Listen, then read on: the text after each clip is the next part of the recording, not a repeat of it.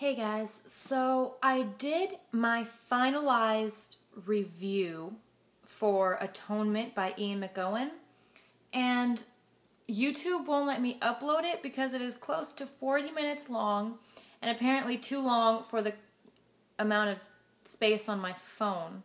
So, and since I don't have a video camera, I can't really do much about that. So this is probably going to be in short 10-minute parts. I'll try to make it as, well, I'll try to make it more concise than I did my last one, so I don't have 4 parts of one review floating around, because who wants to go 4 reviews into one novel, right? So I'm going to move where there's more light. There we go. It's not a very comfortable position for me, but it's where I get the most lighting. So it's kind of sad when you're at your windowsill. All right. I finished Atonement by Ian McEwan, and before I go any further, before I,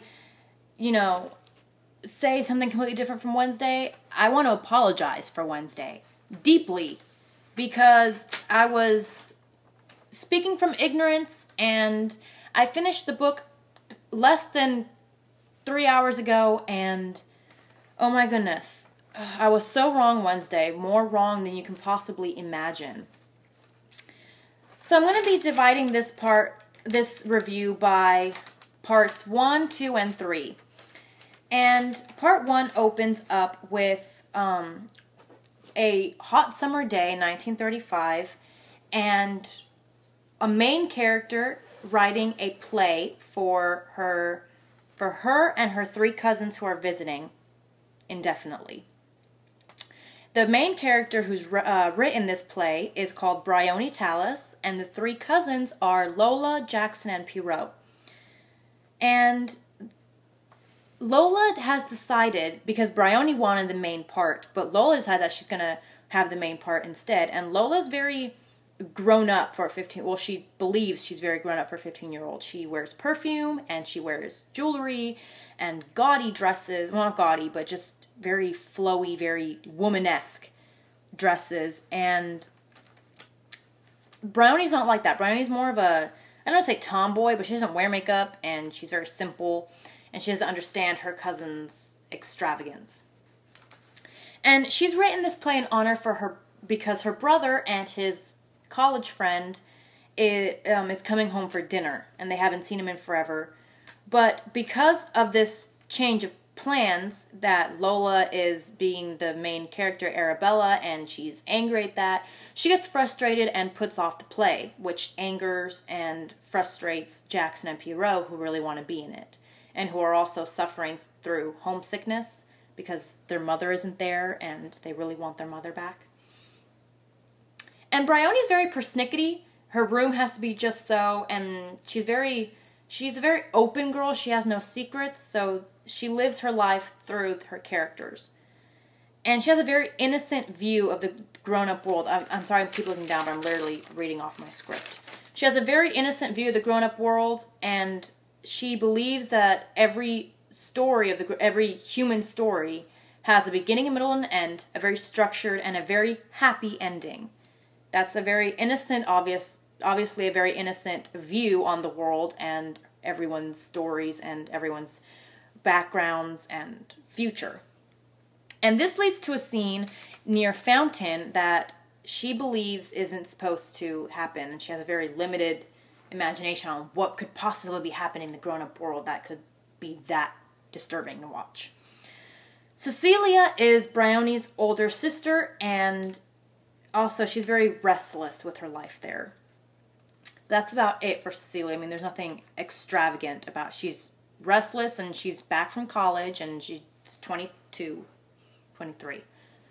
And then there's Robbie Turner, who is the son of the head maid, and he's also he's a modern-day landscaper.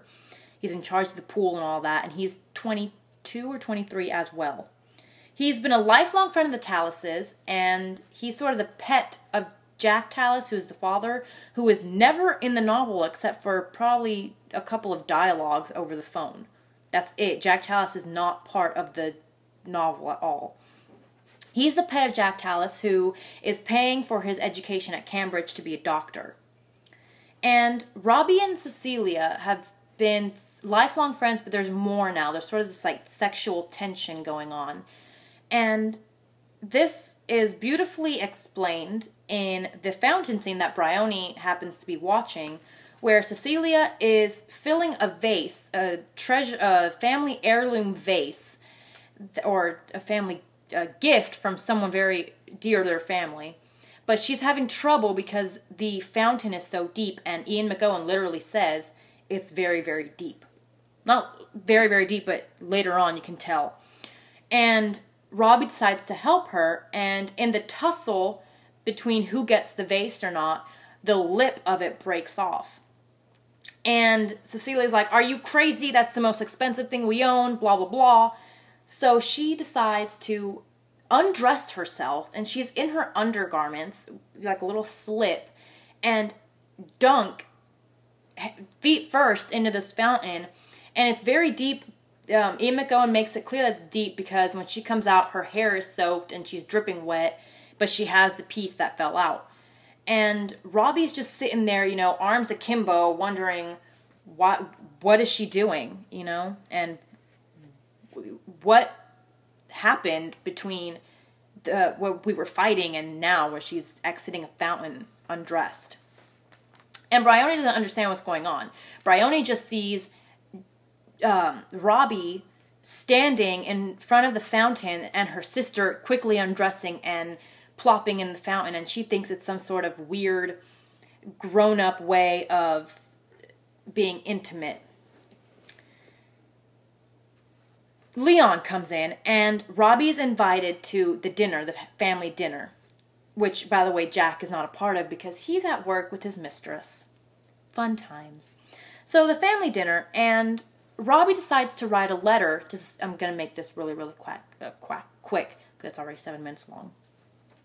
Robbie writes a letter to Cecilia with a very explicit word and a very explicit sexual desire. And he decides, no, this can't be, obviously, this can't be an apology letter for what happened earlier. So he decides to take it out of the typewriter, fold it up, and put it somewhere on his desk. And he handwrites a more professional letter to her. And goes to dress, and his mother is teasing him because he's he's cleaning up his shoes, and he's shining himself and starching his shirt and ironing and everything. And she's never seen him this nervous. So in that hustle and bustle of his mother teasing him and him being nervous for this dinner and for this apology, he grabs the first letter that he finds and puts it in an envelope. And walking to the house, he sees Bryony in the field, virtually not doing anything. We find out later that Bryony's waiting for something grown up and mysterious and fun to happen in a field, and she's all dirty and stuff. And he says, "Bryony, can you give this to Cecilia?" And halfway through Bryony's running back to the house, Robbie realizes that he grabbed the wrong letter. He grabbed the letter with the explicit sexual fantasy in it. And he's like, he thinks to himself, "Oh my goodness, this is the wrong letter, and if Bryony reads it, then that's going to be terrible." She does read it. And she gives it to Cecilia, and Cecilia is torn between being angry at her sister and being sort of released from the sexual tension with Robbie by this letter. And later on in the evening, her and Robbie basically have a very intimate scene in which Bryony again walks into, and all she sees and all she thinks she sees is her sister being attacked by Robbie in the library. And that's where I'm going to stop this part, and I'm going to try to make it 3 parts of a review so you don't have too many parts going on. So 2 or 3 parts. So this is where I'm going to stop the first scene. Dinner is very tense. Look for Friday's Atonement review part 2.